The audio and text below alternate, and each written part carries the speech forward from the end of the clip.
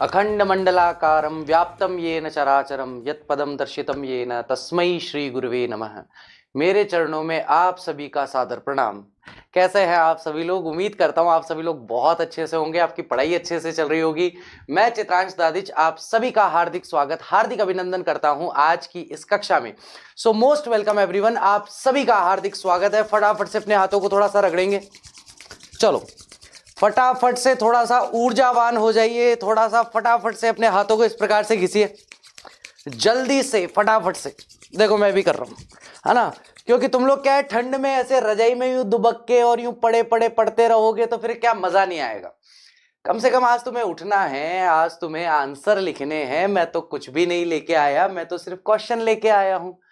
भैया पढ़ा रहे हैं अप्रैल से लेकर अब तक, तो अब तो आप लोगों से उम्मीद करेंगे बेटा कि कुछ अब आप लोग हमें वापस रिटर्न करें, है ना। तो जो कुछ पढ़ा है, जो कुछ सीखा है, जो कुछ समझा है पिछले 6 महीनों में, उन सब का रिवीजन होने वाला है धांसू धमाकेदार तरीके से।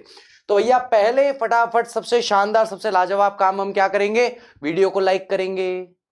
अगर कोई ऐसा महान विद्यार्थी हमारे बीच में बैठा है गुमसुम एकदम कोने में छुप करके कि मैंने तो सर अभी तक सब्सक्राइब ही नहीं किया, तो वो फटाफट से पहले वीडियो को सब्सक्राइब करे, हमारे चैनल को सब्सक्राइब करे, और उसके बाद में जो आपके क्लासमेट्स हैं, आपके फ्रेंड्स हैं, उनके साथ वीडियो के लिंक को शेयर कीजिए, जो क्लास 12th में पढ़ रहे हैं, इस साल बोर्ड एग्जाम देने वाले हैं। चलिए तो बहुत बढ़िया, वेरी गुड। कुछ बच्चों का शेयर आने लगा है, जल्दी से आगे बढ़ेंगे और बात करना शुरू करेंगे। तो आज की हमारी क्लास पूरी तरीके से पोएट्री को डेडिकेट होने वाली है। ज्यादा पोएट्री है नहीं, 5 एक पोएट्री अभी निपटा देंगे, अभी खत्म हो जाएगा, फटाफट दोनों चल के खाना खाएंगे मस्त एकदम। आइए तो शुरुआत करते हैं पहली पोएट्री की, my mother at 66।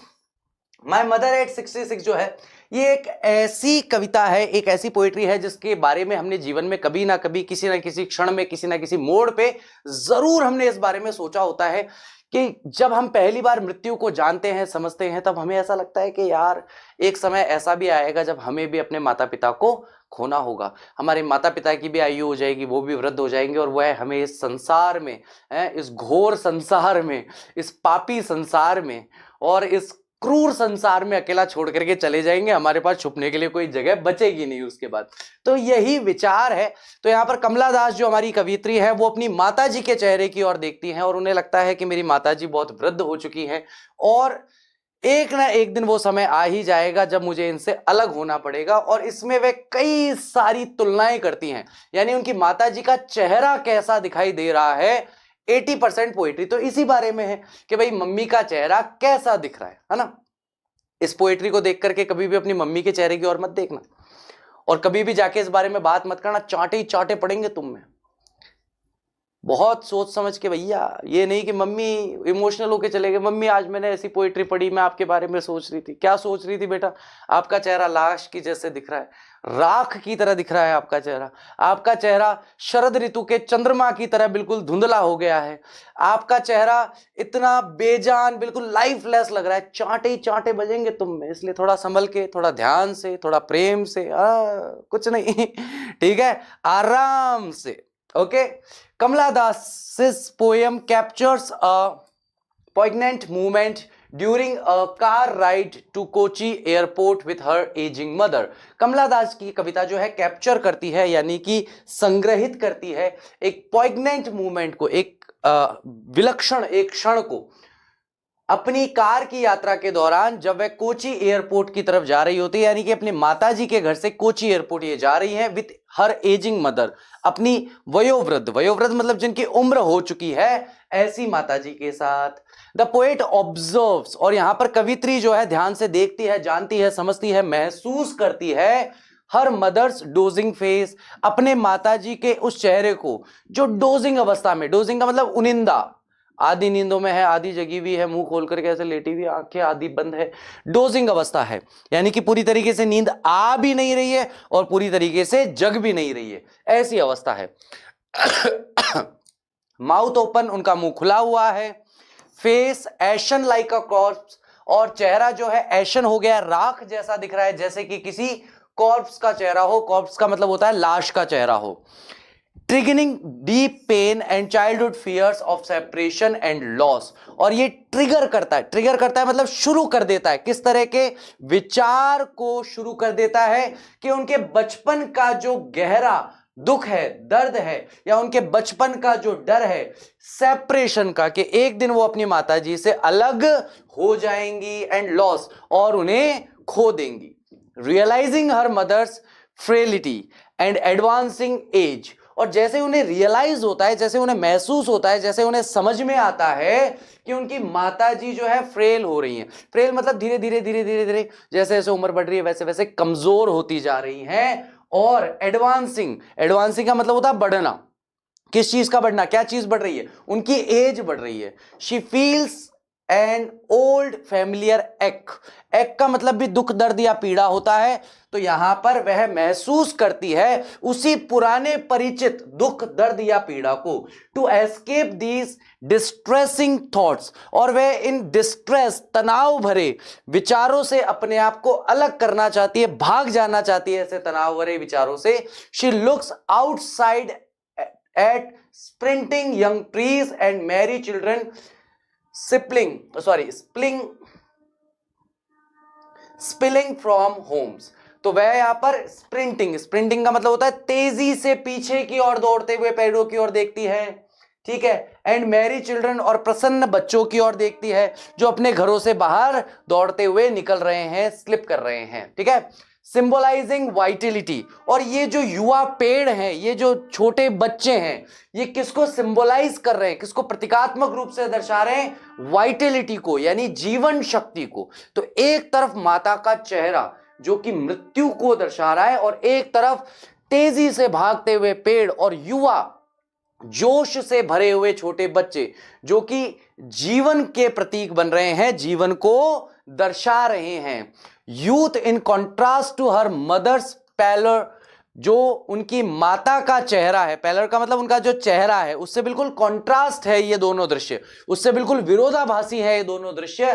Compare to a late winter's moon, जिसकी माता का चेहरा जिसकी तुलना की गई है शरद ऋतु के चंद्रमा से। अभी अगर आप 5-7 दिन बाद, अभी 2-3 दिन बाद अगर आप चंद्रमा को देखोगे जाकर के, अगर दिल्ली के आसपास रहते हो तो अभी जाके देख लो, हरियाणा के आसपास रहते हो तो अभी जाके देख लो, आप चंद्रमा को देखोगे, चंद्रमा आपको बहुत धुंधला सा दिखाई देगा, राख जैसा दिखाई देगा, एशन कलर होगा उसका, ठीक है। तो ऐसा धुंधला चंद्रमा जो अपनी चमक खो चुका है, जो अपनी जीवंतता खो चुका है, और ऐसा लग रहा है कि बिल्कुल ही मतलब ड्रेन सा हो गया है, सूख सा गया है।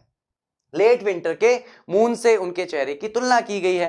एट द एयरपोर्ट पर आफ्टर सिक्योरिटी चेक के बाद द पोएट बिड्स फेयरवेल, तो जो कवित्री है वह अपनी माता को विदा कहती है with a forced smile and reassuring words. एक जबरदस्ती मुस्कुराने वाली बात है, मुस्कुराना आ नहीं रहा है, मन में दुख में बहुत पीड़ा है, दर्द है, इस बात की सुनिश्चितता नहीं है कि मैं वापस अपनी मां से मिल पाऊंगी या नहीं मिल पाऊंगी, लेकिन जबरदस्ती करके, मतलब बहुत अपने आप को विवश कर रही है मुस्कुराने के लिए, अपने आप के साथ जिद कर रही है कि नहीं मुझे मुस्कुराना है, मुझे स्माइल करना है, और स्माइलिंग फेस के साथ वो कहती है सी यू सून अम्मा, अम्मा मैं आपसे फिर से जल्द ही मिलूंगी।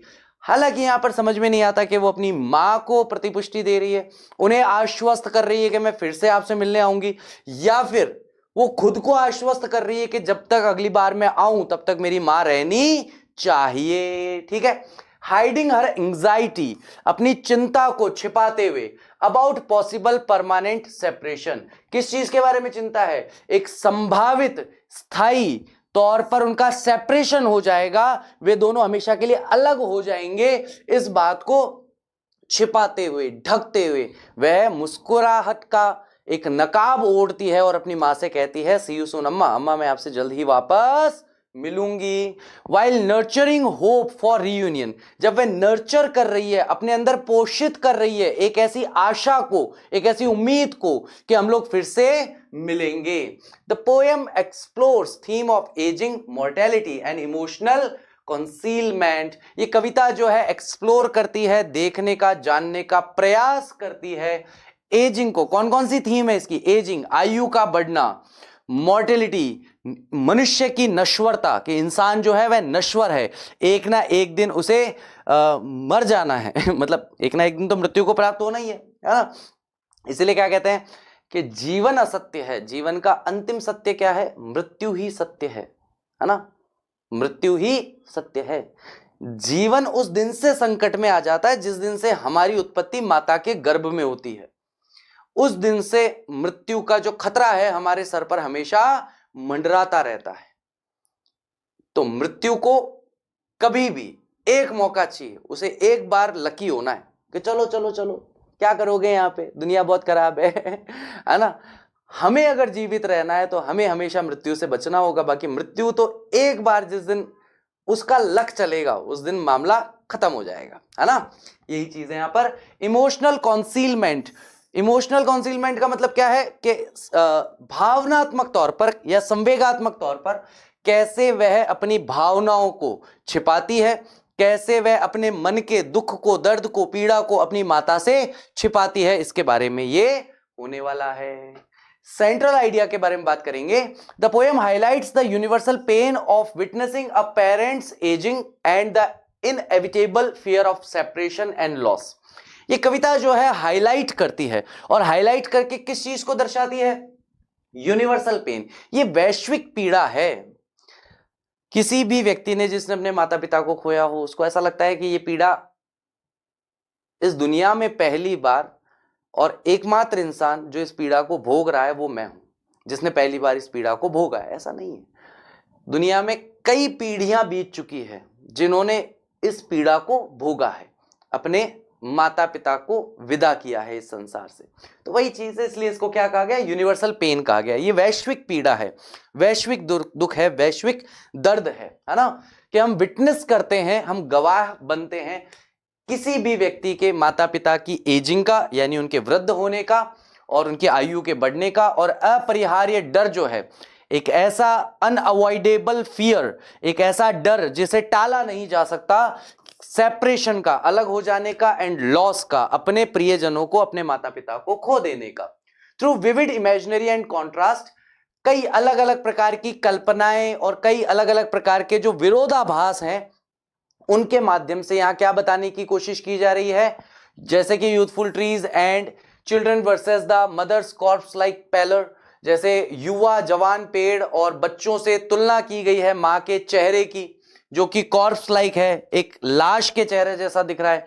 The poet conveys her inner turmoil and childhood fears resurfacing. तो यहां पर कवित्री जो है अपने अंदर का जो अंतर्द्वंद चल रहा है, एक द्वंद की स्थिति है कि दो विचार हैं, दो विचार आपस में लड़ रहे हैं, उस अंतर्द्वंद को बताती है, और बचपन के डर को बताती है कि उसका बचपन का डर जो काफी समय से दबा हुआ था वह वापस अब सरफेस पर आ गया है, वापस अब सतह पर आ गया है, यानी बचपन के उसी डर को वह फिर से महसूस कर पा रही है।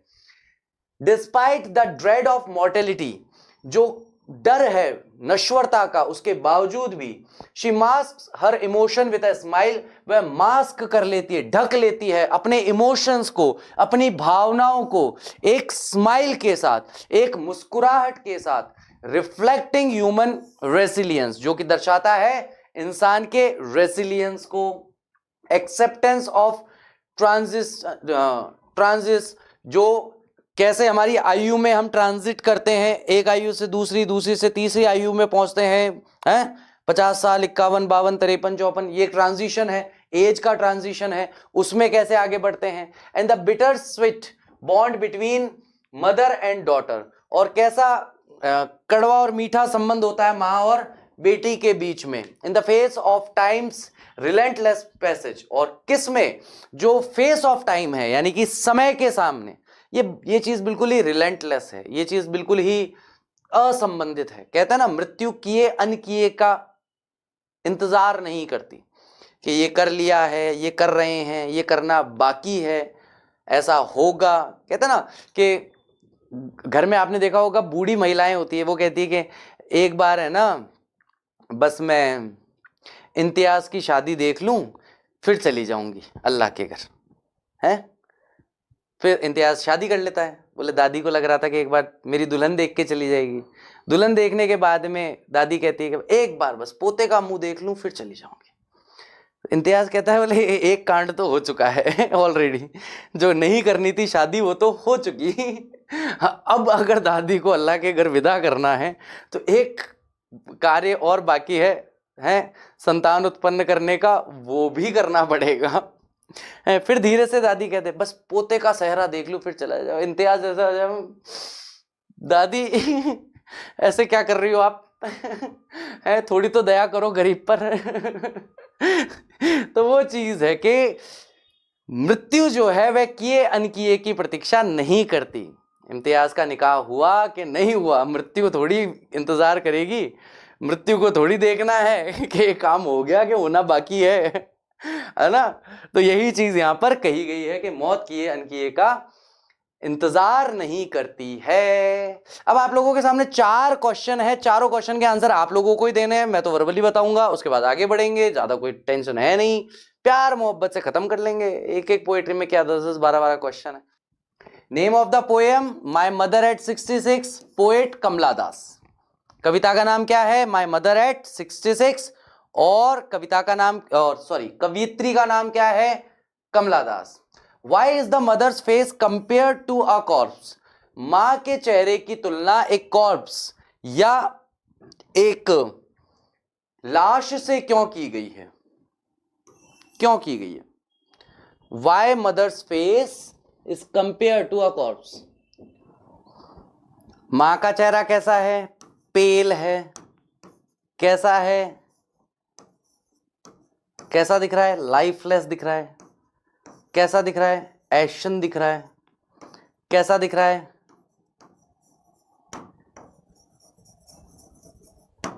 लेट विंटर्स मून की तरह दिख रहा है। इतने सारे कारण हैं कि उसने अपनी माता का चेहरे की तुलना एक कॉर्प्स से की है, क्योंकि पेल हो गया, बिल्कुल पीला पड़ गया है, लाइफलेस, एकदम बेजान दिख रहा है, एशन बिल्कुल राख जैसा दिख रहा है ना। What does the poet realize with pain? कवित्री दुख, दर्द या पीड़ा के साथ क्या महसूस करती है?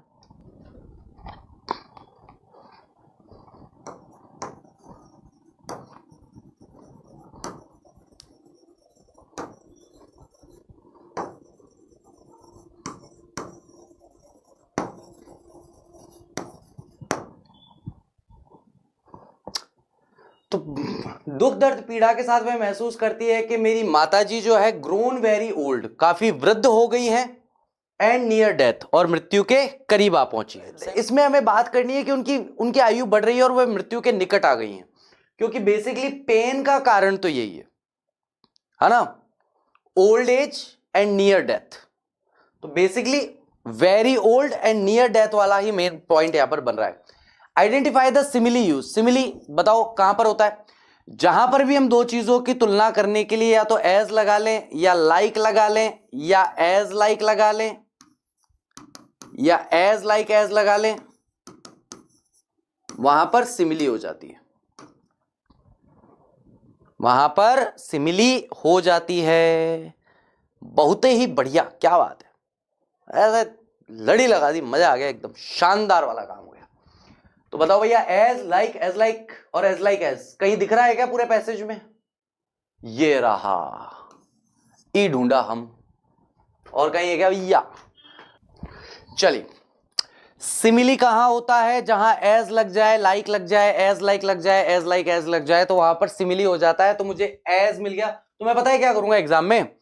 मैं इतना पार्ट उठाऊंगा, बेसिकली इतना पार्ट उठाऊंगा, her face ashen like that of a corpse, इतना उठा करके लिख दूंगा, इतना उठा करके लिख दूंगा, तो मेरा काम हो जाएगा अच्छे से। यानी मेरे इस क्वेश्चन का आंसर मैं यहां से एज इट इज उठा के लिख सकता हूं। ओके, थोड़ा सा अगर मुझे एग्जामिनर को इंप्रेस करना है तो मैं ये वाली बात भी लिख करके आ जाऊंगा कि when two things are compared by using as like और as like as, there simile comes और देयर सिमिली अप्लाइज, ऐसा करके भी मैं लिख सकता हूं। चलो टडैन, स्टार्ट करेंगे सेकंड वाला and looked out at young trees sprinting, ठीक है, merry children spilling out of their homes, ठीक है। Why does the poet look outside the car, बताओ। तो यहां पर कवित्री जो है वह कार के बाहर क्यों देख रही है, क्या कारण है कि वह कार के बाहर देख रही है? What is the reason?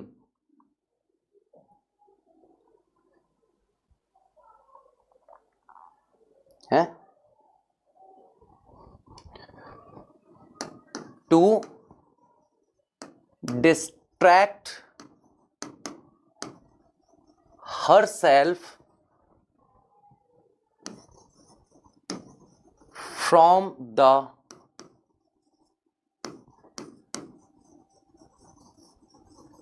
painful thoughts।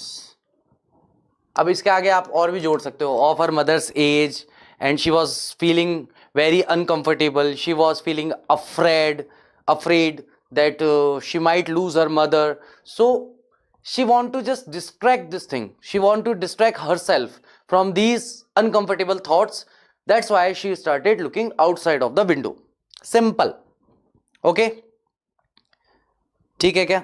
Saddened का मतलब होता है कोई चीज जिसने मुझे दुखी कर दिया हो, saddened. What do the young trees printing and merry children symbolize? Vitality,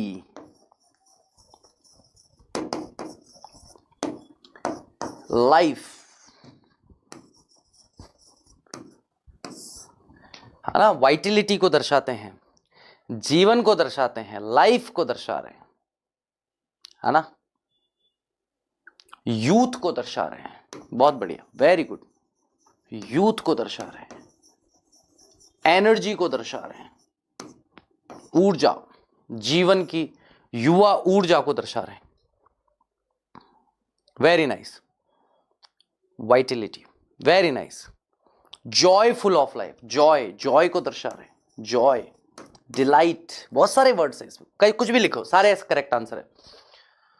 how do these images contrast with the mother's appearance, तो मदर जैसी दिखाई दे रही है उससे ये सारे के सारे दृश्य कॉन्ट्रास्ट कैसे हैं? कॉन्ट्रास्ट का मतलब है विरोधाभासी होना, कि उससे बिल्कुल विपरीत कैसे हैं। तो मां का चेहरा कैसा है ये बताना है, और ये दो चीजें जो है ये कैसी है ये बताना है। एक लाइन में मां के चेहरे को बता दो, उसके लिए आंसर हमें यह मिल गया, pale, lifeless, ashen, late winter's moon, corpse like a corpse, ये 5 पॉइंट यहां से मिल गए, बाकी इधर से मिल जाएंगे, यंग ट्री स्पिंडिंग के ये मिल जाएंगे, vitality, life, youth, energy, Joy, तो कॉन्ट्रास्ट हो गया ना, अपने आप कॉन्ट्रास्ट बनेगा कि नहीं बनेगा? अरे हाँ ना, कुछ बोलो भाई। नेक्स्ट है, what poetic device is prominent, prominent का मतलब जिसने सबसे ज्यादा प्रभाव डाला है इन लाइंस पर, तो ध्यान रखना है यहां पर सबसे ज्यादा प्रोमिनेंट कौन सा है? पर्सोनिफिकेशन है,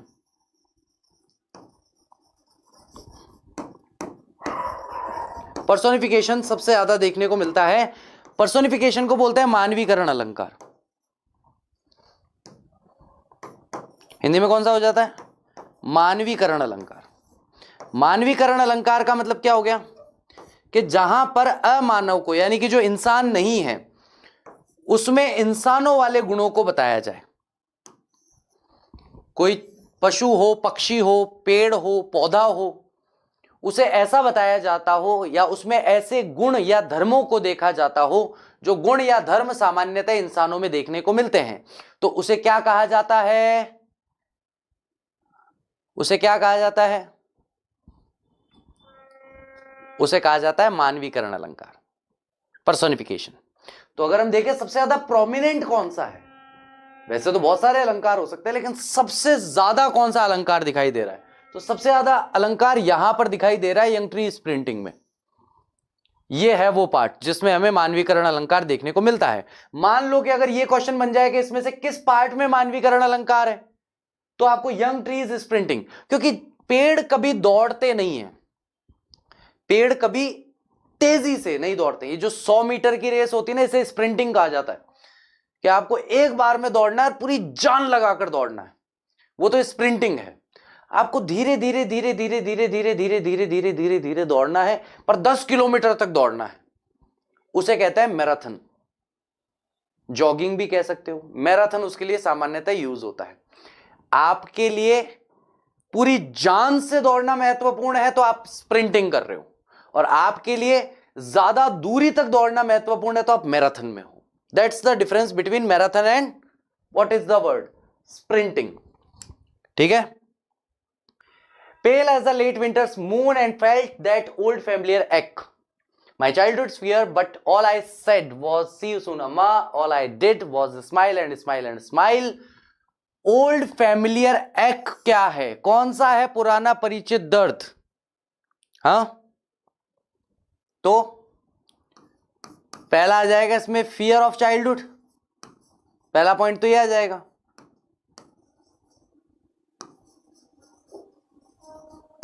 और दूसरा पॉइंट इसमें आ जाएगा लॉस्ट हर मदर। लॉस्ट थोड़ी आएगा, अभी खोया थोड़ी है, खोएगी ना अभी तो नहीं, लेकिन उसके हिसाब से lost her mother, lost her mother. ठीक है। Why does the poet repeat smile?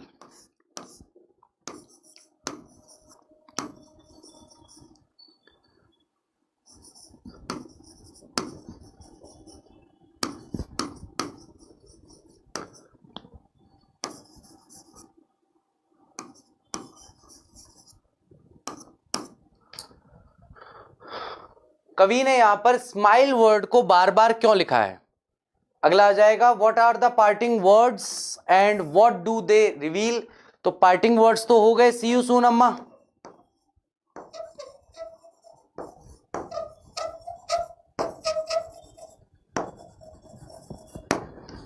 Parting word मतलब अलग होते हुए, जब वे दोनों एक दूसरे से अलग हो रही थी उस समय के शब्द क्या है? कवित्री के शब्द तो है सी यू सून अम्मा। ये क्या बताते हैं?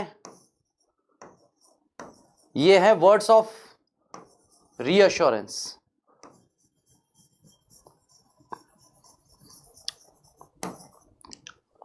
ये वर्ड्स ऑफ रीअश्योरेंस है टू मीट अगेन, कि हम फिर से मिलेंगे, है ना?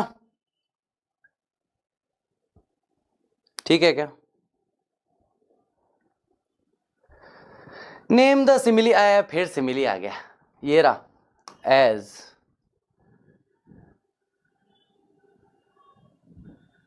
हाँ ठीक है, हो गया। यहां पर भी ध्यान रखना, यहां पर भी एक वो हुआ है, यहां पर भी एक लिटरेरी डिवाइस यूज हुआ है, रिपीटिशन। यहां पर कौन सा यूज हुआ है? रिपीटिशन यूज हुआ है।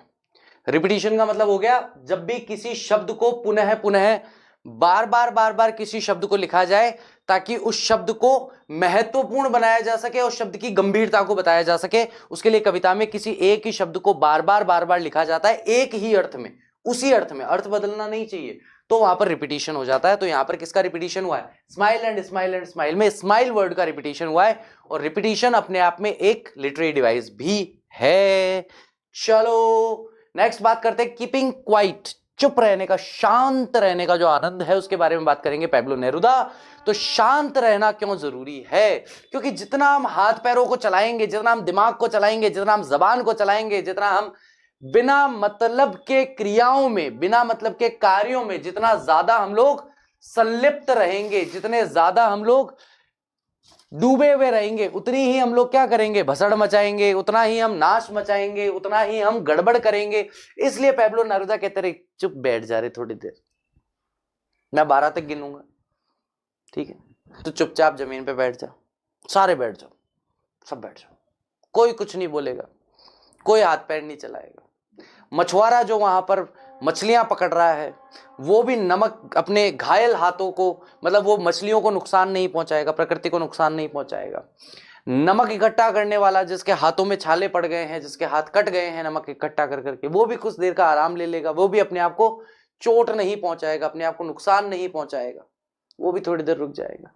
इधर उधर जो ग्रीन वॉर्स फैली हुई है वो भी रुक जाओगे, लोग आपस में लड़ रहे, भिड़ रहे, मार रहे भाटा और एक दूसरे को गोलियां मार रहे हैं, वो भी थोड़ी देर शांत, थोड़ी देर चुप, थोड़ी देर सन्नाटा, कुछ नहीं। ये पोएट्री याद करते ही मुझे निर्वाणाष्टक याद आ जाता है। मनोबुद्धि अहंकार चित्तानि नाहम, न च श्रोत जिह्वे न च घ्राण नेत्री, न च व्योम भूमिर्न तेजो न वायु, चिदानंद रूपः शिवोहम शिवोहम। क्या शानदार कृति है, क्या शानदार रचना है भगवान शिव की, लेकिन अगर इसे भगवान शिव की आराधना की तरह ना गाया जाए, इसे सिर्फ सुना जाए और सुन करके केवल और केवल अपने जीवन से उन चीजों को हटाते जाएं कि भाई मैं कौन हूं। सीधा सा एक प्रश्न है, मैं कौन हूं? उसका उत्तर है ये मैं कौन हूं का।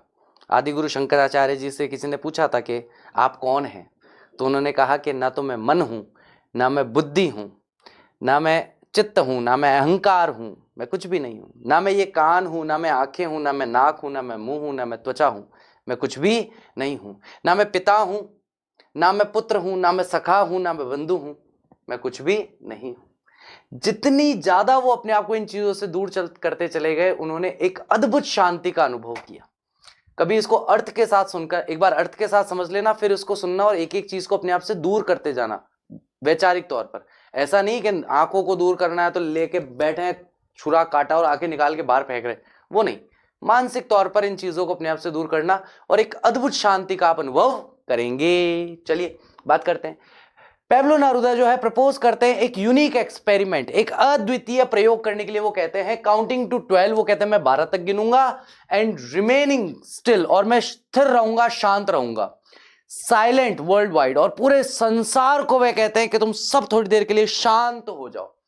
This brief pause for frantic activity, जो पागलपन से भरी हुई जो एक्टिविटी, जो गतिविधियां हम लोग कर रहे हैं, उसमें अगर हम थोड़ी सी देर के लिए शांत होकर के बैठ जाएं, language barriers would create an exotic movement of unity and introspection. और लैंग्वेज बैरियर यानी भाषा संबंधित जितने भी हमारे बीच में बैरियर्स हैं, हमारे बीच में वो चीजें हैं कि हम एक दूसरे से बात नहीं कर पा रहे हैं सबकी भाषा अलग होने की वजह से, ये भी हट जाएंगी। और उस समय में आप एक अद्भुत विलक्षण क्षण में अपने आप को महसूस करेंगे, जहां आप सभी के साथ एकता महसूस करेंगे और आपको आत्मनिरीक्षण करने का मौका मिलेगा। आप अपने ही मन में अपना निरीक्षण कर पाएंगे कि मैं क्या हूं, मैं क्या कर रहा हूं, मैं कौन हूं। ऐसा फिशरमैन वुड स्पेयर वेल्स, जो फिशरमैन है वो वेल्स जो है उन्हें बख्श देगा। Salt gathers rest their hurt hand, और जो नमक इकट्ठा करने वाले लोग हैं वे अपने घायल हाथों को कुछ आराम देंगे। War mongers join enemies without harm, जो युद्ध के लिए आमादा रहते हैं, जो युद्ध के लिए ऐसे लगे रहते हैं कि भाई मुझे युद्ध करना है, वे अपने शत्रुओं से जा मिलेंगे बिना उन्हें नुकसान पहुंचाए। The poet clarifies this not total inactivity और डेथ, यानी कि वे कहते हैं कि शांत या क्रियाहीन होने का मतलब निष्क्रिय होना नहीं है। दोनों में अंतर है ना, दोनों में अंतर है। हम जो क्रिया करते हैं उसे सोच समझकर किया जाना बहुत ही ज्यादा जरूरी है कि हम जो क्रिया कर रहे हैं वह क्रिया धर्म से युक्त है या नहीं है, कौन सा काम करने लायक है, कौन सा काम करने लायक नहीं है। धर्म हमें यही बताता है। धर्म का मतलब मैं वो नहीं कह रहा हूं हिंदू मुस्लिम सिख ईसाई वाला धर्म, वो नहीं, कर्तव्य वाला धर्म। एक दो शब्द आते हैं, भगवत गीता पढ़ोगे तो उसमें 2 शब्द बार बार आएंगे, कर्मण्य अकर्मण्य। कर्मण्य मतलब ऐसे कार्य जो करने योग्य हैं और ऐसे कार्य जो करने योग्य नहीं हैं। तो कौन से कार्य करने योग्य हैं? जो कार्य करने योग्य है अगर आप उनका भी त्याग कर दोगे तो आप निष्क्रिय हो जाओगे, आप पैसिव हो जाओगे।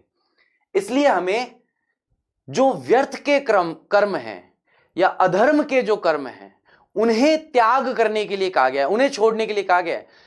टोटल इनएक्टिविटी नहीं होनी चाहिए, पूर्ण निष्क्रियता जीवन में नहीं होनी चाहिए, क्योंकि यहां पर वे कहते हैं कि पूर्ण निष्क्रियता का मतलब तो मृत्यु है। ऐसा व्यक्ति जिसने सारे ही काम छोड़ दिए वो तो मरे समान है, जीता जागता मुर्दा है वो, तो उसका क्या है, उसका प्राण है उसके अंदर। But a chance for self reflection, लेकिन आपको एक मौका मिलेगा कि आप अपने मन के अंदर झांक करके देख सकते हैं। आप देख सकते हैं कि आप किस तरह के इंसान हैं, आप कौन से काम है जो गलत कर रहे हैं, गलत नहीं कर रहे हैं। पीडीएफ मिलेगा, आंसर की भी मिलेगा, टेंशन मत लो। अंडरस्टैंडिंग म्यूचुअल ह्यूमैनिटी, इससे आपको सहायता मिलेगी कि हम म्यूचुअल पारस्परिक ह्यूमैनिटी मानवता को समझ सकते हैं। And overcoming threats like environmental destruction and conflict, और हम इन खतरों से उभर सकते हैं, बाहर निकल सकते हैं, जैसे कि वैश्विक या एनवायरमेंटल का मतलब हो गया पर्यावरणीय जो विनाश हम कर रहे हैं उससे, एंड कॉन्फ्लिक्ट और संघर्ष जो हम कर रहे हैं उससे।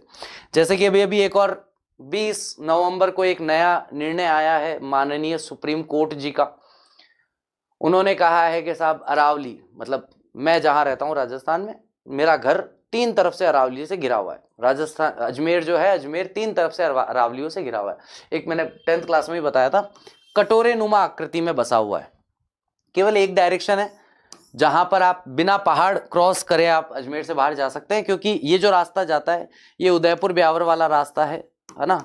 उदयपुर ब्यावर रूट पे आपको पहाड़ क्रॉस नहीं करना पड़ेगा, क्योंकि पहाड़ इसके साथ साथ ही बढ़ रहे हैं।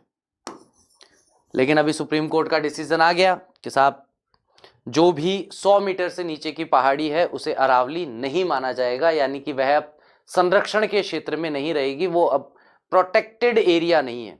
उसे काटा जा सकता है, उसके जंगलों को काटा जा सकता है, उसमें जमीन को काटा जा सकता है, उसमें से पत्थर निकाला जा सकता है, वहां प्लॉटिंग की जा सकती है, वहां कोई भी कार्य किया जा सकता है ना। तो ये क्या है, ये एनवायरमेंट को नुकसान क्या खत्म ही करने का मामला हो रहा है राजस्थान में अभी जो चल रहा है, कि केवल और केवल नुकसान पहुंचाने की बात नहीं हो रही है, छोटा मोटा लॉस नहीं है। एक तरीके से राजस्थान अपनी अस्मिता को ही खो देगा अगर वो अरावली को खो देगा तो, है ना। तो जब से मैंने ये न्यूज़ सुनी है मेरा तो हो रहा माथा खराब भयंकर तरीके से। तो अरावली पर्वत श्रृंखला खास करके गुजरात, राजस्थान, हरियाणा और दिल्ली के रहने वाले जो लोग हैं उनके लिए वो उनकी अंतरात्मा का प्रतीक है, ऐसा है ना, उनके जीवन का आधार है। क्योंकि राजस्थान में हमें ज्यादातर जो पानी मिलता है, चाहे वो अंडरग्राउंड वाटर लेवल जहां पर अच्छा है, वो सब अरावली क्षेत्र है। क्योंकि पहाड़ों पर वर्षा होती है, क्योंकि वहां वन ज्यादा है, तो वहां से पानी बह करके आता है शहरी इलाकों में और वहां आकर के वह जमीन के अंदर चला जाता है।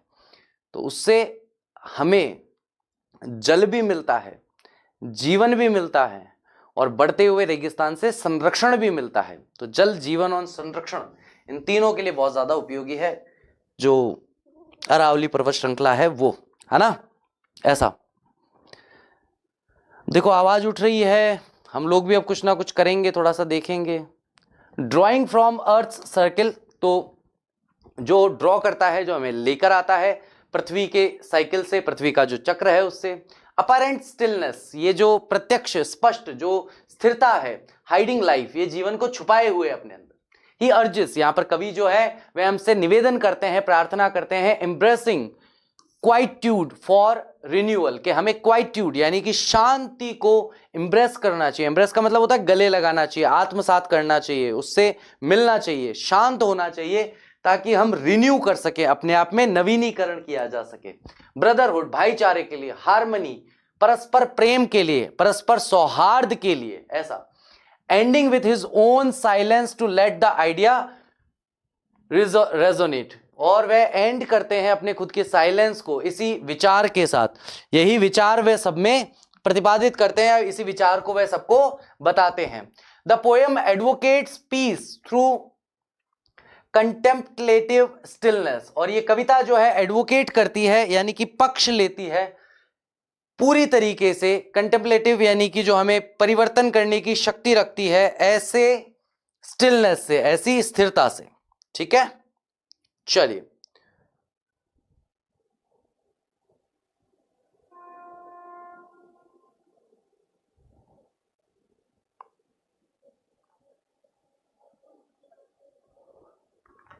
The poem advocates momentary silence, momentary का मतलब होता है क्षणिक शांति के लिए पक्ष लेती है ये कविता, उसका पक्ष लेती है कि क्षणिक, क्षण मात्र के लिए हमें शांत हो जाना चाहिए। Stillness as a pathway to global unity, और स्टिलनेस, ये स्थिरता जो है ये एक पाथवे है, एक रास्ता है वैश्विक एकता के लिए।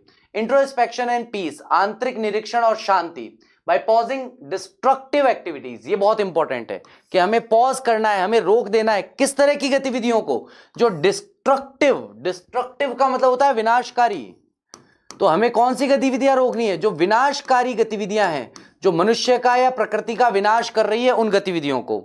वॉर्स, युद्धों को रोक देना चाहिए। एनवायरमेंटल हार्म, पर्यावरण को जो हम नुकसान पहुंचा रहे हैं उसे रोक देना चाहिए। एंड रश्ड लाइफ, और भाग दौड़ से भरा हुआ जो जीवन है उसे रोक देना चाहिए।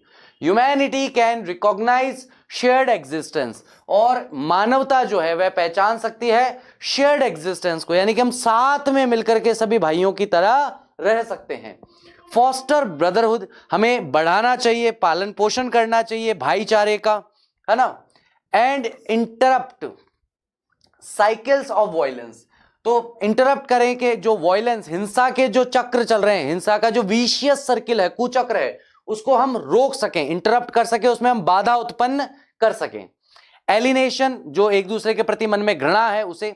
Neruda contrast his quietude with life's underlying vitality, Neruda जो है विरोधाभास करते हुए बताते हैं कि शांति का विरोध बताते हैं जीवन के अंदर ही निहित जो वाइटलिटी है, जो जीवन शक्ति है। Like earth seeming death before renewal, जैसे पृथ्वी में अगर आप बीज डालते हैं तो काफी समय तक पृथ्वी जो है आपको निर्जीव दिखाई देती है, लेकिन जैसे उस पर पानी की कुछ बूंदें गिरती है, वर्षा उस पर होती है, वह साबित कर देती है कि वह मृत नहीं थी, वह सजीव है, वह जागृत है, ऐसा, है ना।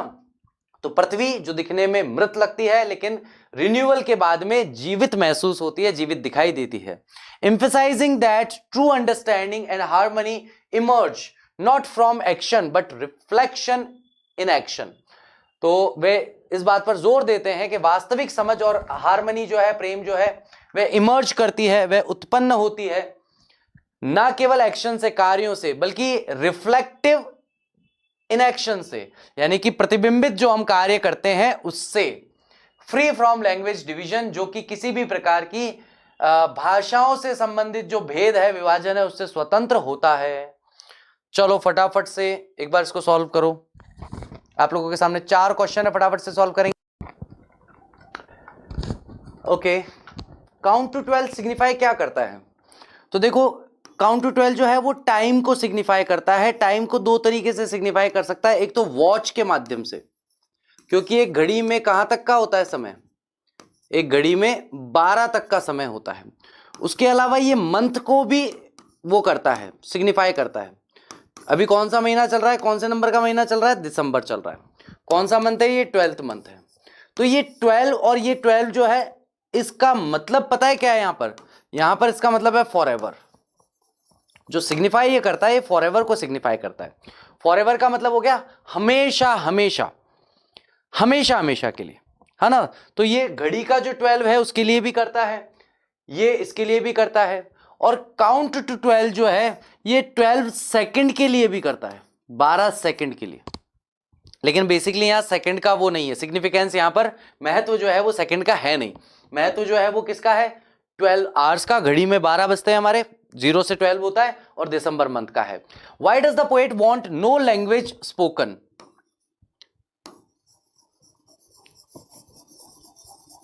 लैंग्वेज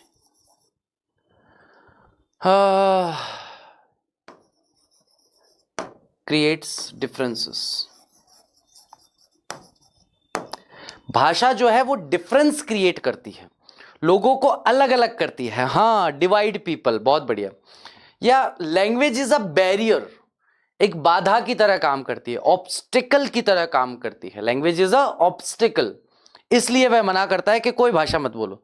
अगर भाषा बोलोगे तो फिर वही हो जाएगा, हिंदी मराठी, हिंदी तमिल, हिंदी तेलुगु चल ही रहा है ना भारत में। कई जगह हमने ऐसी घटनाओं के बारे में सुना है। ये क्यों हो रहा है? क्योंकि भाषा को मनुष्य से ज्यादा महत्व दिया जा रहा है। इंसान से ज्यादा महत्व किसको दिया जा रहा है? भाषा को दिया जा रहा है। तो भाषा क्या कर रही है? विभाजन कर रही है, इसलिए भाषा बोलने के लिए उसने मना किया है। What is the purpose of keep still? सबसे मेन कारण तो है इंट्रोस्पेक्शन, इंस्पेक्शन। हिंदी में कहते हैं आत्मनिरीक्षण करने के लिए। पर्पस क्या है, उद्देश्य क्या है? ताकि हम इंट्रोस्पेक्शन कर सकें, अपने अंदर इंस्पेक्शन कर सकें, अपने आप को जांच सकें कि हम क्या सही कर रहे हैं, हम क्या बुरा कर रहे हैं, हम क्या अच्छा कर रहे हैं, हमें क्या करना चाहिए, क्या नहीं करना चाहिए, ये सारी की सारी चीजें। ठीक है।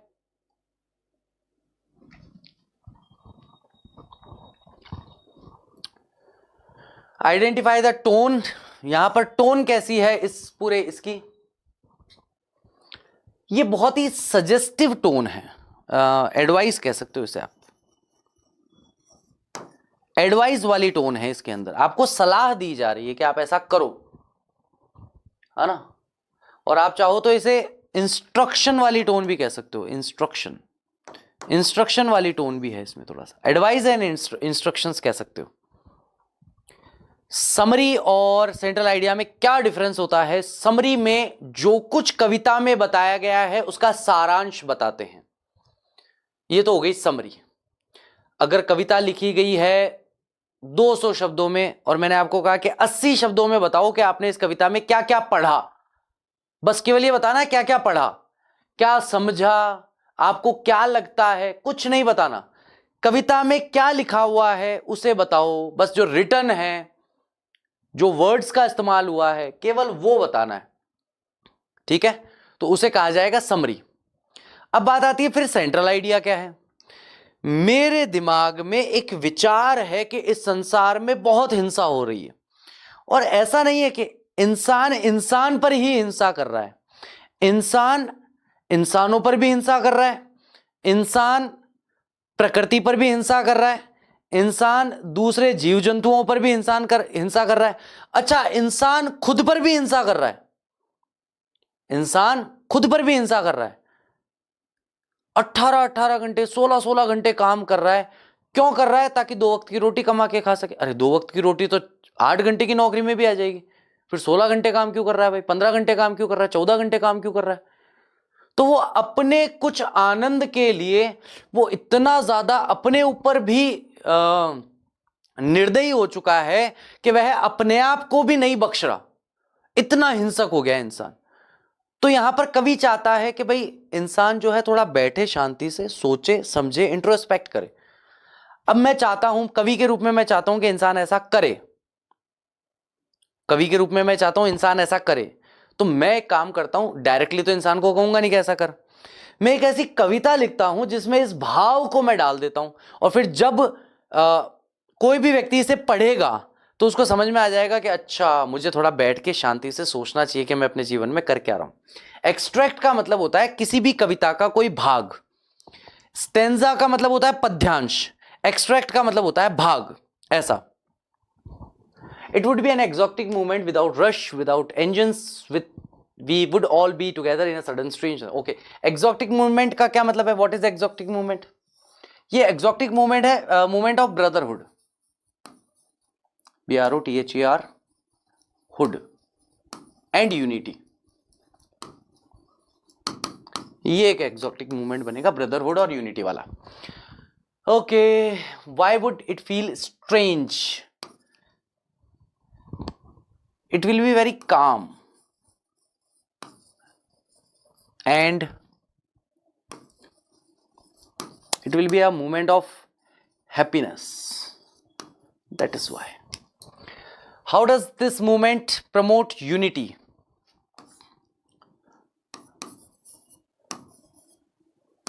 By removing, by लिखना पड़ेगा, by removing the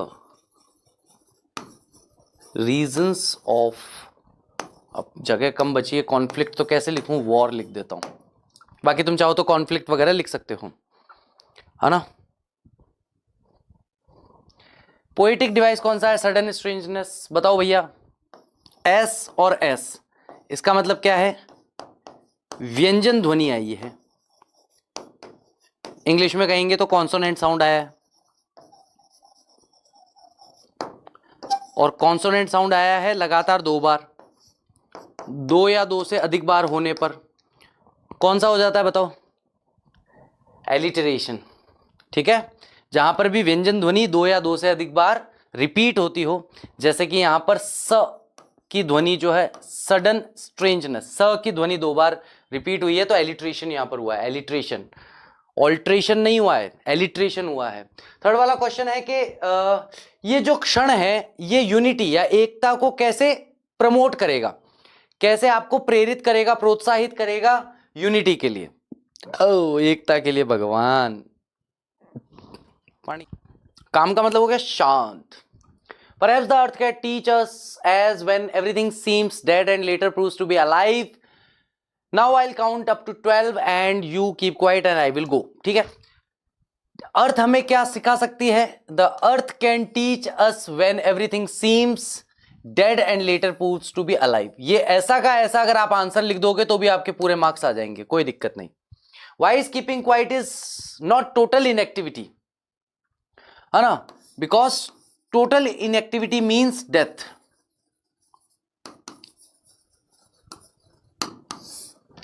that is why quiet means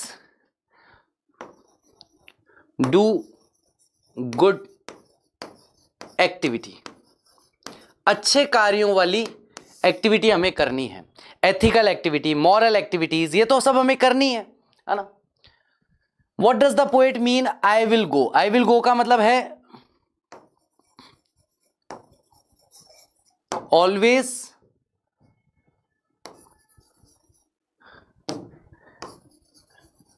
remain still, कि आप इस तरह से जिस स्थिरता में है उस स्थिरता में आप हमेशा रहेंगे, उसके लिए कहता है आई विल गो, मैं चला जाऊंगा, लेकिन आपको ऐसे ही रहना है, आपको हमेशा स्थिर रहना है, मानसिक तौर पर, बौद्धिक तौर पर, संवेगात्मक तौर पर, इमोशनली आपको हमेशा स्टेबल रहना है। What symbol is used here? तो सिंबल तो यहां पर अर्थ का यूज हुआ है, और कोई हुआ है क्या? सिंबल तो क्या हुआ है? पृथ्वी को ही सिंबल की तरह इस्तेमाल किया गया है एग्जाम्पल में। हाँ, निकम्मो, अर्थ के आगे द लगा लेना आंसर में। आर्टिकल पढ़ा रखे हैं, अरे हैं, आर्टिकल पढ़ा रखे हैं। बात कर रहे हैं थिंक ऑफ ब्यूटी की। जॉन कीट्स के द्वारा लिखी गई कविता है। John Keats celebrates beauty as an eternal source of joy. John Keats जो है वह सेलिब्रेट करते हैं सुंदरता को कि जैसे ये अनंत साधन है, अनंत माध्यम है आनंद का, दैट नेवर फेड्स, जो कभी धुंधला या फीका नहीं पड़ता, बट इंक्रीजेस, बल्कि बढ़ता है, shielding us from the life despondence, जो हमें हमारी रक्षा करता है, हमें बचाता है जीवन की निराशाओं से, ग्लूम अंधकार से, एंड सफरिंग पीड़ा से। नेचुरल एलिमेंट्स लाइक द सन, जो प्राकृतिक तत्व हैं जैसे कि सूर्य हो गया, चंद्रमा हो गया, पेड़ हो गए, भेड़ हो गए, डैफोडिल्स नरगिस के फूल हो गए, साफ सुथरी नदियां हो गई, मस्क रोज हो गए, छोटे छोटे गुलाब के फूल हो गए, प्रोवाइड एंडलेस इंस्पिरेशन, ये हमें अनंत प्रेरणा देते हैं। क्या देते हैं? अनंत प्रेरणा। एंड अ फ्लावरी बैंड, और एक फूलों से गुथा हुआ बंधन हमारा बांधते हैं, binding us to the earth, जो हमें पृथ्वी से जोड़ते हैं, डिस्पाइट हार्डशिप, हमारे जीवन की सभी मुसीबतों मुश्किलों के बावजूद भी। Beauty offers shade like a bower, तो ब्यूटी, सुंदरता हमें एक शेड, एक छाया देती है, जैसे कि एक कुंज हमें छाया देता है। स्वीट ड्रीम्स, हमें अच्छे सपने आते हैं, हेल्थ, अच्छा स्वास्थ्य रहता है, क्वाइट ब्रीदिंग, और हम गुस्से में या भागा दौड़ी में जैसी सांस लेते हैं वैसी सांस नहीं लेते हैं, धीमी सांस लेते हैं, क्योंकि मन शांत है, शरीर शांत है, तो आपकी सांस भी धीरे धीरे चलेगी। आप प्रसन्न हैं तो आप अच्छे से सांस ले पाएंगे। Keats list bounties such as tale of mighty heroes, और जो कीट्स हैं वे लिस्ट करते हैं उन चीजों को, जैसे कि बाउंटीज का मतलब वे चीजें जो हमें प्रसन्नता देती हैं, जैसे कि जो बहुत ही शक्तिशाली नायक थे उनकी कहानियां, and an endless fountain of immortal drink, और एक अनंत झरना जो कि अमृतत्व पेय का है, जिसे आप अमृत कह सकते हैं, फ्रॉम हेवन, जो कि स्वर्ग से टपक रहा है, नरिशिंग द सोल, जो नरिश कर रहा है मतलब पोषित कर रहा है, पाल रहा है, पोस रहा है हमारी आत्मा को, हमारी सोल को, ठीक है। फिर आ जाएगा these beautiful things counter act human despair, ये जो सुंदर चीजें हैं ये काउंटर एक्ट करती, काउंटर एक्ट मतलब जैसा इंसान की जो निराशा है उसके विरोध में आके इंसान को प्रसन्न करने के लिए काम करती है। जैसे डिस्पायर निराशा का भाव हो गया, मेलिस एक तरीके के पछतावे का भाव हो गया, ग्लूम अंधकार का भाव हो गया, weaving wreaths of joy and connecting us to the divine and timeless, और ये आनंद को हमारे साथ जोड़ती है और हमें डिवाइन, दिव्य, जिसे आप ईश्वर, परमात्मा, परमेश्वर, भगवान कुछ भी कह सकते हैं, एंड टाइमलेस, और जो किसी भी प्रकार के समय से विहीन है उससे हमें जोड़ने का प्रयास करती है, जिसको हम क्या कहते हैं? ब्यूटी, ठीक है, सुंदरता से हमें जोड़ने का प्रयास करती है। Okay,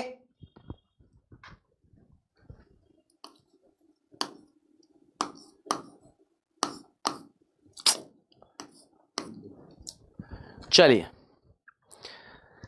next. A thing of beauty is everlasting joy, its loveliness growing eternally। और एक सुंदर चीज जो है वह everlasting, हमेशा रहने वाला आनंद देती है, और जो loveliness है, जो प्यारापन है, वो eternally, अनंत रूप से बढ़ता है। काउंटरिंग लाइफ सॉरो, जो काउंटर करता है, विरोधाभास करता है, लड़ता है, झगड़ता है जीवन की निराशाओं से, सॉरो दुखों से, डिस्पोर्डेंस निराशा से, इनह्यूमैनिटी अमानवता से। थ्रू नेचर्स गिफ्ट, प्रकृति के जो तोहफे हैं उनसे, जैसे कि sun, moon, flowers, streams and heroic tales, beauty provide refuse.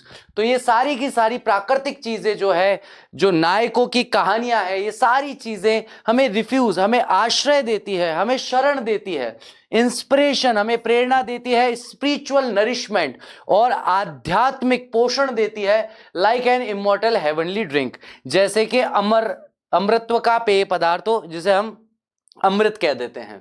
It binds humanity to earth with flowery bands, ये मानवता को पृथ्वी से जोड़ती है फूलों से बनी हुई एक बैंड से, एक माला से। ऑफरिंग शेड, हमें छाया देती है, ड्रीम सपने देती है, पीस और हमें शांति देती है। एमिड, ये हटा देती है हमारे जीवन से किस चीज को? ग्लूम, ग्लूम का मतलब अंधकार को। Reminding us of divine bounty, और ये हमें जो दैवीय सुंदरता है उसके बारे में हमें याद दिलाती है।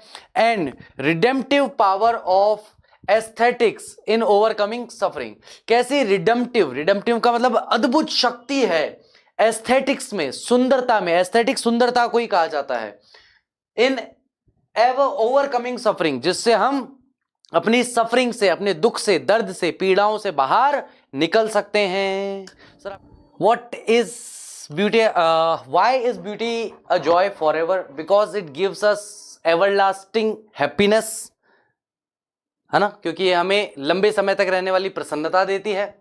Its loneliness increases, इसका जो प्यारापन है वह बढ़ता है। Nothing passes into nothingness, ये कभी भी शून्य को या nothingness को प्राप्त नहीं हो सकता, बहुत सारे कारण हैं। What does pass into nothingness mean?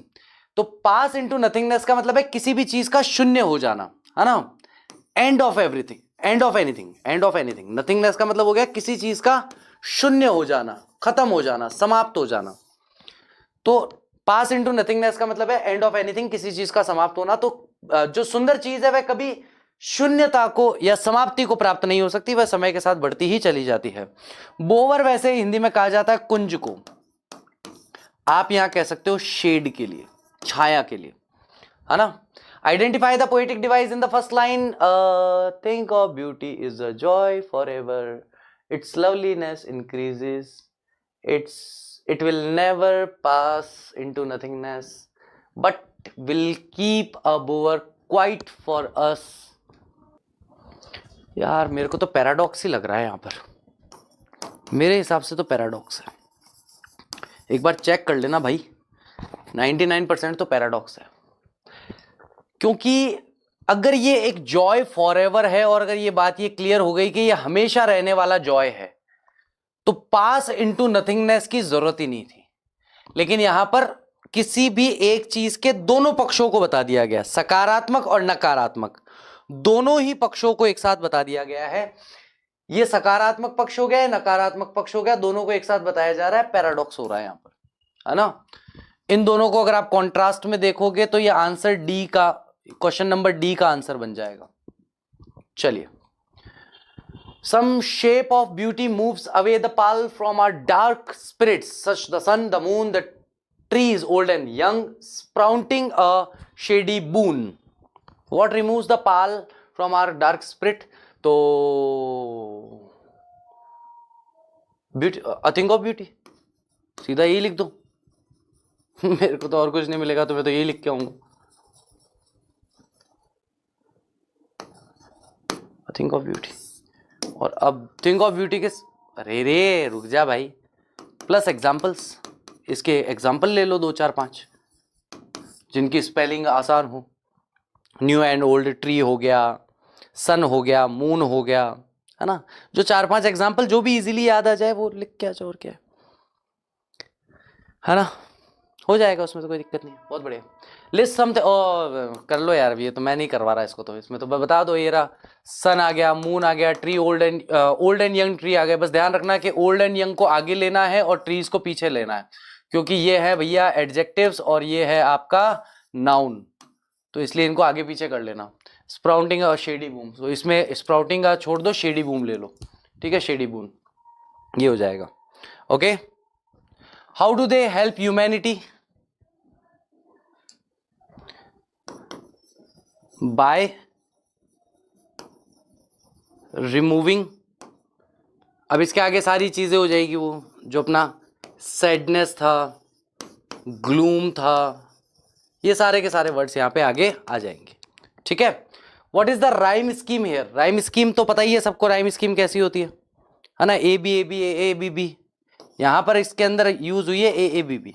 अगर आप चाहो तो अपनी बुक में राइम स्कीम लगा सकते हो, ठीक है। तुकबंदी होती है, लास्ट वाले वर्ड से देखा जाता है, लास्ट जो साउंड होता है किसी भी सेंटेंस का लास्ट साउंड, उससे देखा जाता है। An endless fountain of immortal drink pouring unto us from the heavens brink. What is the endless fountain?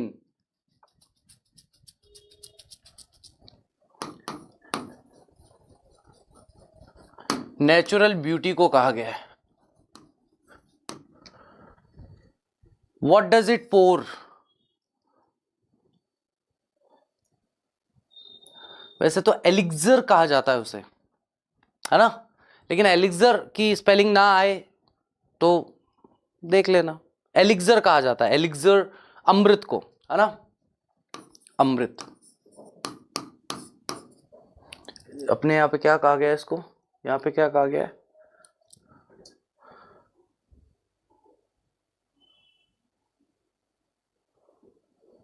Immortal drink. Elixir याद ना आए तो इमॉर्टल ड्रिंक कर लेना।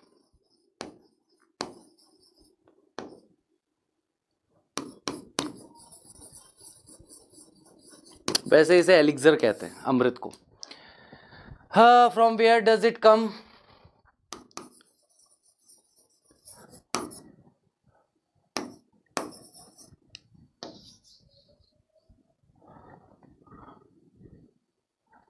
सही तो लिख रहा था,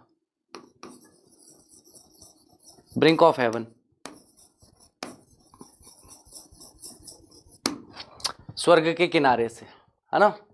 और प्लस इसमें आप चाहो तो ये भी जोड़ सकते हो, endless fountain, endless fountain and brink of heaven, दोनों ही करेक्ट आंसर हो जाएंगे। वैसे ज्यादा करेक्ट आंसर एंडलेस फाउंटेन है, second correct answer brink of heaven है। कौन सा मेटाफर यहां पे यूज किया गया है? Endless fountain, immortal drink, pouring on to us from the heaven's brink. तो यहां पर अगर हम देखें,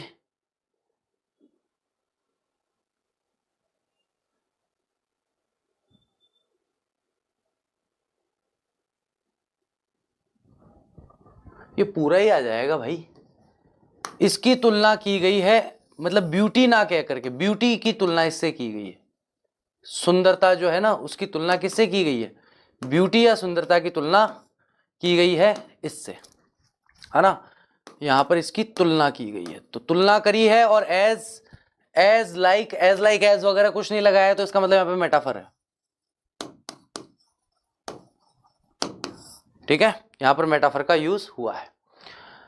ओके, नेक्स्ट हम बात करने वाले हैं आउटसाइड स्टैंड के बारे में। रॉबर्ट फ्रॉस्ट सिंपैथाइजेस मतलब संवेदना, अपने मन की संवेदना को, भावों को, दुख को प्रकट करते हैं विथ पुअर रूरल फोक, जो गरीब ग्रामीण क्षेत्र के लोग हैं उनके साथ।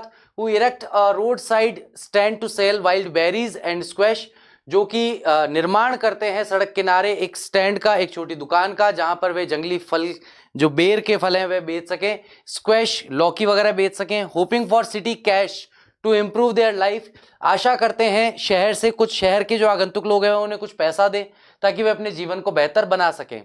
Passing polish traffic rarely stops, और वहां से गुजरने वाला जो पॉलिश्ड कार वाला जो ट्रैफिक है वह ना के बराबर ही क्या करता है, वहां पर रुकता है। कंप्लेनिंग अबाउट मैरिड सीनरी, और जो शहर के लोग हैं वे हमेशा जो सीनरी यानी दृश्य को बिगाड़ दिया गया उसकी तुलना, उसकी बुराई करते रहते हैं, उसकी शिकायत करते रहते हैं। और रॉन्ग साइंस और गलत जो वहां चिन्ह लगे हुए हैं उनकी कंप्लेन करते रहते हैं। मेयरली इंक्वायरिंग डायरेक्शंस, और कुछ लोग जो है मात्र वहां जाकर के किसी जगह जाने का रास्ता पूछते हैं। The stand pathetically pleads not for charity but honest earning. ये जो स्टैंड है, जो दुकान के लोग हैं, ये बहुत पैथेटिकली का मतलब हो गया बहुत दयनीय भाव से निवेदन करते हैं। दान के लिए निवेदन नहीं कर रहे, भीख नहीं मांग रहे हैं वो आपसे, वो चाह रहे हैं कि आप उनको ऑनेस्ट अर्निंग दें, यानी ईमानदारी से वे कुछ पैसा कमा सके, उसके लिए वह प्रयास कर रहे हैं। नहीं बेटा, वो भी सेंट्रल आइडिया के रूप में आएंगे। Greedy good doers and politicians exploit their trust with false promises of relocation and prosperity, soothing them cunningly। और जो लालची दिखावा करने वाले लोग हैं कि हम अच्छा करने वाले लोग हैं, पॉलिटिशियंस जो हैं, राजनेता जो हैं, एक्सप्लॉइट करते हैं, ठगते हैं उनके विश्वास को और उनसे झूठे वादे करते हैं रीलोकेशन का, यानी उन्हें किसी और जगह ले जाकर बसा दिया जाएगा इस चीज का, एंड प्रॉस्पेरिटी और समृद्धि का, सूदिंग देम कनिंगली और बहुत ही कनिंगली, बहुत ही धूर्तता से, है ना, बहुत ही धूर्तता से क्या करते हैं, उनको सूद करते हैं। सूदिंग का मतलब होता है राहत देना, किसी को ऐसे शब्द कहना जैसे शब्द सुनकर के उसे राहत मिले, उसके लिए। The poet agonizes over their endless wait and deprivation. यहां कवि जो है बहुत ज्यादा गुस्से में है, बहुत ज्यादा पीड़ा में है, दुख दर्द वाला उसको क्रोध आ रहा है, गुस्सा आ रहा है, क्योंकि अनंत समय से वे लोग इंतजार कर रहे हैं और वंचित हैं। Childishly longing to end their pain swiftly, और एक बच्चे की तरह कवि यहां पर चाहता है कि जितने लोगों का दुख दर्द या पीड़ा है उसे तेजी से समाप्त कर दिया जाए। थ्रू दो नोइंग इट्स अनवाइस, हालांकि वह इस बात को जानता है कि वह अनवाइस है। ही क्रिटिक्स का मतलब होता है आलोचना करना, बुराई करना, गुस्सा निकालना। आलोचना में च पहले कैसे आ गया, ल आएगा ना, आलोचना, बुराई, निंदा करता है। अर्बन इंडिफरेंस की, अर्बन यानी शहरी लोगों में जो इंडिफरेंस है, यानी उन्हें इन गरीबों को देख करके कोई फर्क नहीं पड़ता कि हाँ ठीक है, मर रहे हो तो मरो, जियो तो जियो, हमें क्या मतलब है। तो ये जो इंडिफरेंस है कि उनकी दयनीय अवस्था को देखकर भी इनका मन विचलित नहीं होता, इसको वह उसकी आलोचना करता है। एंड सिस्टमैटिक एक्सप्लॉइटेशन, और कैसे एक सिस्टम बना करके, एक तंत्र बना करके कैसे उनका एक्सप्लॉइटेशन किया जा रहा है, कैसे उनका उत्पीड़न किया जा रहा है, कैसे उन्हें पीड़ा पहुंचाई जा रही है, उसका भी करता है। ऑफ द रूरल पुअर, जो ग्रामीण क्षेत्र के गरीब लोग हैं उनका कैसे एक सिस्टमैटिक तरीके से उत्पीड़न हो रहा है उसको बता रहा है। एगोनाइज का मतलब होता है गुस्सा, दुख दर्द या पीड़ा से उत्पन्न होने वाला गुस्सा। ओके, चलिए बात करते हैं सेंट्रल आइडिया के बारे में। The poem exposes the stark का मतलब है बिल्कुल तीक्ष्ण भाषा में, बिल्कुल पॉइंट टू पॉइंट ऐसा। सोशो इकोनॉमिक डिवाइड, यानी कि समाज में सामाजिक और आर्थिक विभाजन जो है ना, यानी समाज जो है वह आर्थिक आधार पर कैसे बटा हुआ है अमीर और गरीब के बीच में, उसको बताता है। बिटवीन इनडिफरेंट अर्बन वेल्दी, जो कि बिल्कुल जिनको फर्क नहीं पड़ता, ऐसे शहरी जो समृद्ध अमीर लोग हैं उनके बारे में। एंड एक्सप्लॉइटेड रूरल पुअर, और कैसे वह एक्सप्लॉइट करते हैं या एक्सप्लॉइट हुए हुए, उत्पीड़ित हुए हुए या जिनका उत्पीड़न किया जा रहा है, ऐसे ग्रामीण क्षेत्र के गरीब लोगों के बारे में। ठीक है। Who desperately seek city money, जो बहुत ही डेस्परेटली, बहुत ही जल्दबाजी से, यानी बहुत ही दिल से चाहते हैं कि उन्हें शहर का कुछ पैसा उनके हाथ में मिले। Through road side stand but face neglect, और कहां से मिले, तो जो रोड साइड के किनारे वे खड़े होकर के अपना मर्चेंडाइज, अपना सामान बेच रहे हैं उसके माध्यम से, लेकिन उन्हें नजरअंदाज कर दिया जाता है, उसे सामना करना पड़ता है उस गरीब आदमी को उस नजरअंदाजगी का। एंड डिसाइट, और धोखे का। Frost highlight their pathetic pleas, जो रॉबर्ट फ्रॉस्ट है वह हाईलाइट करके बताते हैं कैसी दयनीय अवस्था में आकर के वे निवेदन कर रहा है। ब्रोकन प्रोमिसेस बाय शेलफिश बेनिफैक्टर्स, और कैसे उनके जो लोग इन गरीब किसानों का लाभ उठाते हैं, उनके द्वारा जो मतलबी स्वार्थी लोग हैं, उनके द्वारा किस तरीके से ऐसे वादे किए जाते हैं जो वादे निभाने का कभी इरादा ही नहीं होता। And the poets anguished sympathy, और कवि यहां पर गुस्से में भी है और उन गरीबों के प्रति संवेदना भी दिखा रहा है। क्रिटिकिंग, वह आलोचना करता है, हाउ प्रोग्रेस बेनिफिट सिटीज, कैसे प्रगति केवल शहरों को लाभ पहुंचाती है, वाइल मार्जिनलाइजिंग कंट्री साइड फोक, वहीं पर जो मार्जिन पे है, जो हाशिए पर है, जो बिल्कुल किनारे पर हैं, ग्रामीण क्षेत्र के जो लोग हैं, उनकी क्या स्थिति होती है, लिविंग देम परपीचुअल, यानी निरंतर या लगातार बनी रहने वाली गरीबी में उन्हें छोड़ देते हैं। एंड अनफुलफिल्ड होप्स, और उनकी अनफुलफिल्ड, जिसे पूरा नहीं किया गया है, ऐसी उम्मीदों में कैसे उन्हें छोड़ दिया जाता है। चलिए आओ, who is polished traffic, citizens.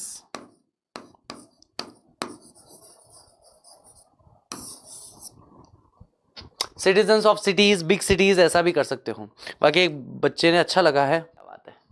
Y do they get out of sorts, the polished mind, और इफ वे वहां रुकते हैं, रुक करके भी क्या सोचते हैं कि इन घरों के बारे में, इन दुकानों के बारे में वह सोचते हैं कि वह जो सीनरी है वहां की, वहां का जो दृश्य है अच्छा, उसे वे क्या कर रहे हैं, उसे ये सारे घर और दुकानें क्या कर रही हैं, बर्बाद कर रही हैं। उनके विचार ऐसे रहते हैं। ठीक है, नेक्स्ट आ जाइए। What does the roadside stand plead for, some city money,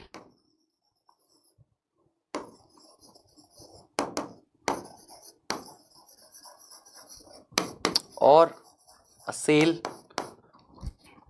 या फिर टू सेल समथिंग, ऐसा भी हो सकता है। व्हाट टोन इज कन्वेड, किस तरह की टोन है इस पूरे पैसेज के अंदर, तो एक क्रिटिकल टोन है, आलोचना करने वाली है, क्रिटिकल है इसकी टोन, क्रिटिकल टोन है, आलोचनात्मक वे में, आलोचनात्मक तरीके से इसे कहा जा रहा है, लेकिन कराए गए। चलिए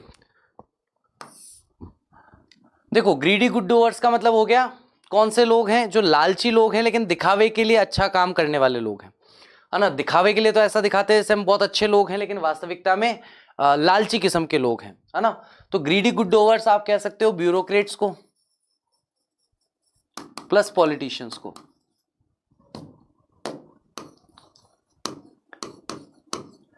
ब्यूरोक्रेट्स और पॉलिटिशियंस के लिए यहां कहा गया है ना। और इसके अंदर वो भी आ जाएंगे, मिडिल मैन भी आ जाएंगे,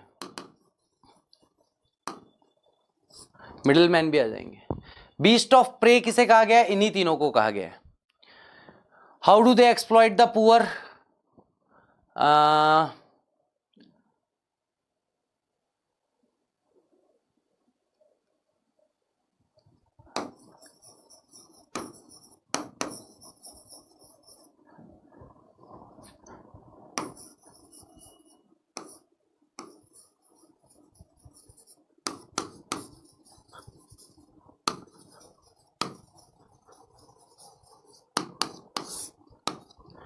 उन्हें सपने दिखाते हैं, झूठे वादे करते हैं उनसे।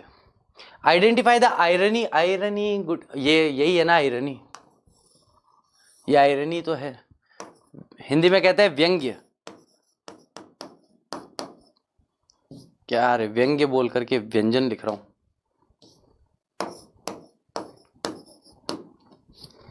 आयरनी कहते हैं व्यंग्य को, जैसा होना चाहिए वैसा नहीं हो रहा। अगर ग्रीडी है तो अच्छे कार्य करने वाला कैसे हुआ, और अच्छे कार्य करने वाला है तो ग्रीडी कैसे हुआ। तो ग्रीडी गुड डूअर्स जो है वो किस अर्थ में बच जाता है, वो उस अर्थ में बन जाता है कि भाई लालची है लेकिन अच्छे काम करने वाला है। The great relief it would be to put these people at one stroke. ठीक है, चलो चाइल्डिश लॉगिंग क्या है, तो यही चाइल्डिश लॉगिंग है, यहां से लेकर यहां तक ये आपका ए का आंसर हो गया। To put these people at one stroke out of their pain, इन लोगों को एक ही झटके में इनके दुख दर्द पीड़ा से बाहर निकाला जा सके। चलिए चाइल्डिश लॉन्गिंग तो ये हो गई। How does poet feel, why does poet feel helpless, because he can't help them, क्योंकि वह उनकी सहायता नहीं कर पा रहा है, या फिर ये जो वो करना चाह रहा है ये नहीं कर पा रहा है, कि वह एक ही झटके में उन्हें उनके दुख से बाहर निकाल देना चाह रहा है पर कर नहीं पा रहा है, ऐसा। Why does this reveal about what does this reveal about his sympathy? He is a sympathetic person. He is a good person. Huh? He have empathy about those farmers.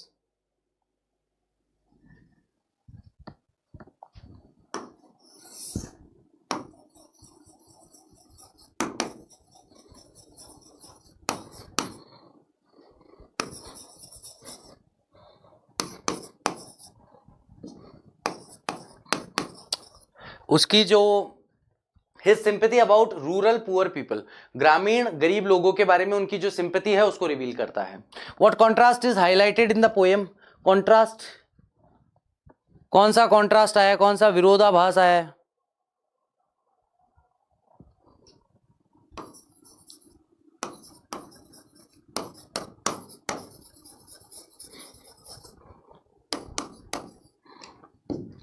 रुक जा. अर्बन और rural people, urban people versus rural people. Last poetry, Aunt Jennifer's tiger, Adrienne Rich. Adrienne Rich portrays Aunt Jennifer's embroidering vibrant, fearless tigers pacing proudly in green forest, unafraid of man. Adrienne Rich portray करती है, दर्शाती है कि aunt Jennifer जो है embroidering कर रही है. एम्ब्रॉयडिंग को हम बोलते हैं कशीदाकारी, और कशीदाकारी करके वह क्या कर रही है? वाइब्रेंट, लाजवाब रंगों वाले, फियरलेस, निडर टाइगर्स को दिखा रही है, चीतों को दिखा रही है, जो कि हरे भरे जंगल में रहते हैं, जो इंसानों से डरते नहीं हैं. Contrasting sharply with her own timid apprised life, जो कि पूरी तरीके से कॉन्ट्रास्ट है, विरोधाभास को दर्शाता है.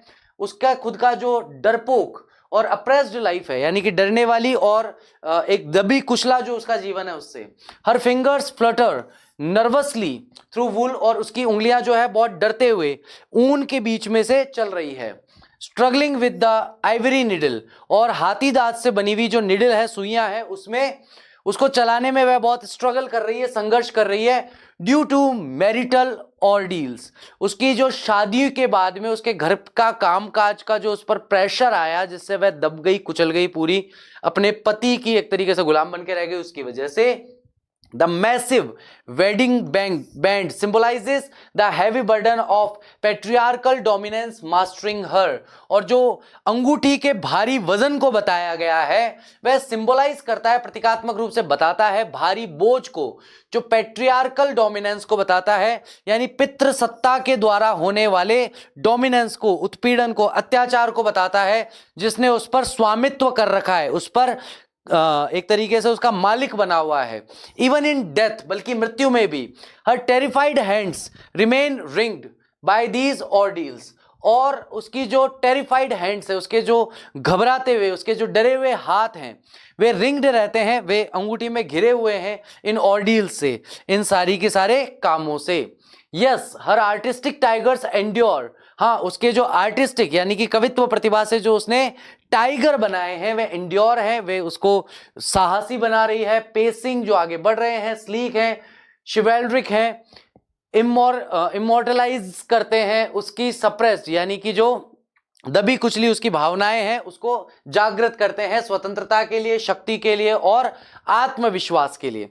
The poem critics gender oppression while celebrating arts lasting rebellion. ये कविता जो है आलोचना करती है लिंग आधारित जो उत्पीड़न है उसका, वहीं पर वह सेलिब्रेट करती है कि आर्ट जो है, कला जो है, उस कला के द्वारा, कला के माध्यम से बताया हुआ विरोध, रिबेलियन जो है वह लास्टिंग रहता है, लंबे समय तक जीवित रहता है.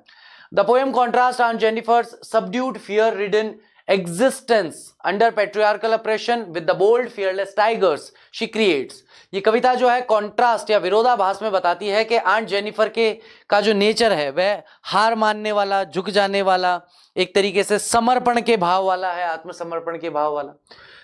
फियर रिडन है, डर से भरा हुआ जो एग्जिस्टेंस है, उसका अस्तित्व है, जो कि पैट्रियार्कल यानी पितृसत्ता वाले अप्रेशन या उत्पीड़न में उसका जीवन चल रहा है. और वहीं पर उसकी तुलना की गई है बोल्ड, निडर, फियरलेस, निडर टाइगर से शी क्रिएट्स, जिनका वह निर्माण करती है. Symbolising her inner yearning for autonomy and power, जो सिंबलाइज करता है, प्रतीकात्मक रूप से बताता है उसकी आंतरिक इच्छा को। yearning का मतलब हो गया किसी चीज को जिसको हम दिलो जान से चाहते हैं प्राप्त करना, उसे yearning को बताता है। ऑटोनॉमी यानी आत्मसत्ता, खुद पर खुद का ही अधिकार होना ऑटोनॉमी कहलाता है। एंड पावर और शक्ति को। मैरिटल कॉन्ट्रास्ट वेट हैवीली, और जो ये शादी से जो कॉन्ट्रास्ट, जो विरोधाभास उत्पन्न हो रहा है, इसका वजन बहुत ज्यादा है। मास्टरिंग हर लाइफ, और ये मास्टरिंग कर रहा है यानी उसके जीवन पर अपना कब्जा कर रहा है। एंड इवन डेथ, बल्कि उसकी मृत्यु पर भी।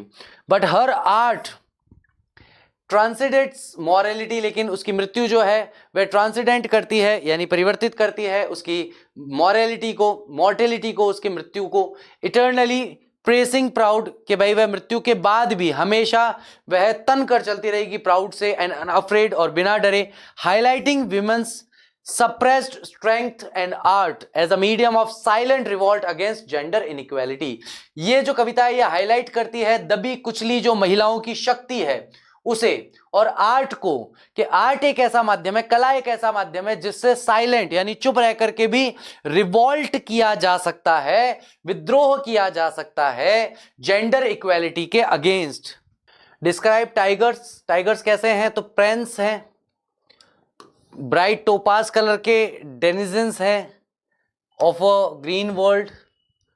डू नॉट फियर का मतलब हो गया अनअफ्रेड है ना। शिवेलरिक हैं, स्लीक शिवेलरिक हैं। शिवेलरिक सर्टेनिटी का मतलब क्या है? ऐसा क्यों कहा गया कि वे शिवेलरिक सर्टेनिटी में है?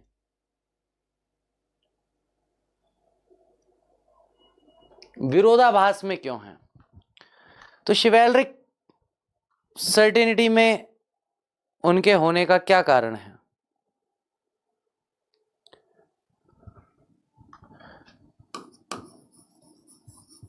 एक तो कॉन्फिडेंट है,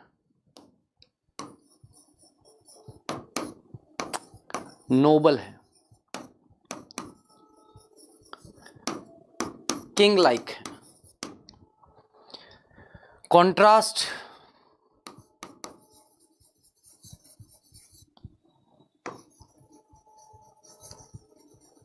अनअफ्रेड।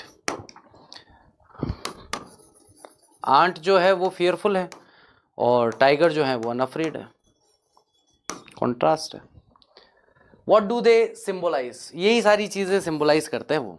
कॉन्फिडेंस, नोबल, है ना, अनअफ्रेड, डरते नहीं है किसी से, ये सारी चीजें वे सिंबलाइज करते हैं।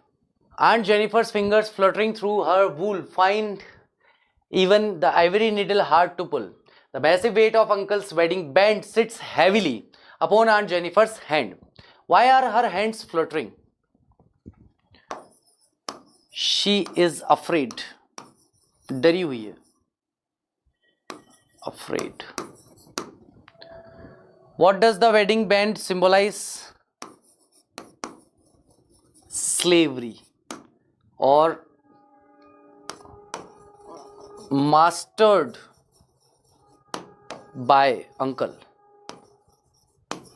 के उनके मालिक हैं uncle. Massive weight, symbolic massive weight है क्योंकि वो जो भी करना चाहती है वो अंकल के अनुसार उन्हें करना पड़ता है। Identify the imagery, imagery imagery imagery imagery imagery, the massive weight ये इमेजिनरी है।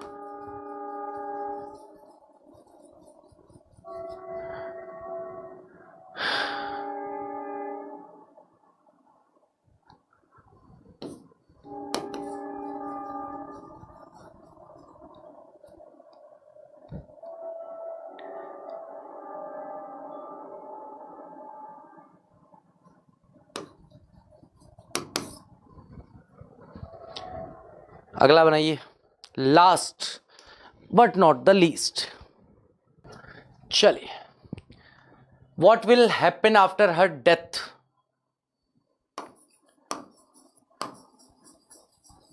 She will remain same but her tigers will pace, है ना। फिर यहाँ पे कॉन्फिडेंटली, फ्रीली, इन लिबर्टी, ये सारी चीजें आ जाएगी। Why ringed with ordeals, because of wedding ring.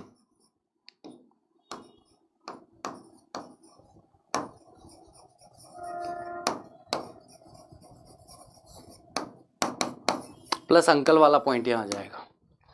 Contrast aunt and her tiger, post that, ये आ गया। ये सेम आंसर यहां आ जाएगा कि वह तो फिर भी सेम ही रहेगी, क्योंकि उसकी मरने के बाद भी उसकी जो निर्जीव हाथ रहेगा उस पर वो अंगूठी रहेगी, लेकिन उसके टाइगर जो है वह स्वतंत्रता से जंगल में घूम फिर पाएंगे। What message does this convey, तो ये चौवलिस्टिक जो पेट्रियार्कियल सोसाइटी है उसके प्रॉब्लम को बताता है, और ये सारा जो अपन ने सेंट्रल आइडिया में पढ़ा है वहां से आप लिख सकते हो। ठीक है, चलिए।